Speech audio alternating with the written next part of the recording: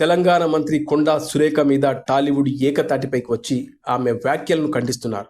సమంత మీద అక్కినేని ఫ్యామిలీల గౌరవాన్ని తగ్గించేలా, వారి స్థాయిని దిగదార్చేలా కొండా సురేఖ చేసిన వ్యాఖ్యలను అందరూ ఖండిస్తున్నారు. నాగార్జున, అమల, సమంత, నాగ చైతన్య, అఖిల్, నాని, మెగాస్టార్ చిరంజీవి, ఎన్టీఆర్, అల్లు అర్జున్ ఇలా అందరూ కొండా సురేఖ వ్యాఖ్యలను తప్పుపడుతున్నారు. ఇక మెగాస్టార్ చిరంజీవి సైతం ఆమెను తప్పుపట్టి వెంటనే క్షమాపణలు చెప్పాలని డిమాండ్ చేశారు. ఇక సెన్సేషనల్ డైరెక్టర్ రామ్ గోపాల్ వర్మ కంటిన్యూగా ట్వీట్లు వేస్తూనే ఉన్నారు.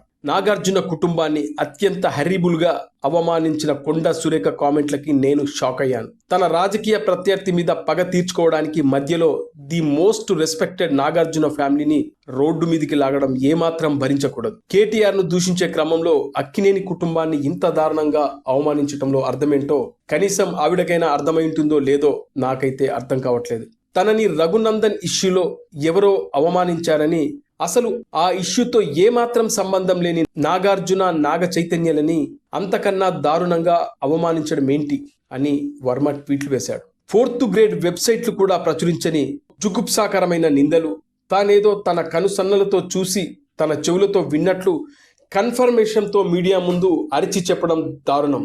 ఒక మినిస్టర్ హోదాలో ఉండి నాగార్జున, నాగ చైతన్య లాంటి డిగ్నిఫైడ్ కుటుంబాన్ని, సమంత లాంటి ఇండస్ట్రీ గర్వించదగ్గ ఒక మహానటి మీద అంత నీచమైన మాటలనటాన్ని తీవ్రంగా ఖండించాలి. సీఎం రేవంత్ రెడ్డి గారు ఈ విషయంలో వెంటనే ఇంటర్ఫియర్ అయ్యి ఇలాంటివి జరగకుండా ఒక స్ట్రాంగ్ వార్నింగ్ ఇవ్వాలని ఇండస్ట్రీ తరపు నుంచి అడుగుతున్నామంటూ వర్మ ట్వీట్లు వేస్తూ వస్తున్నాడు.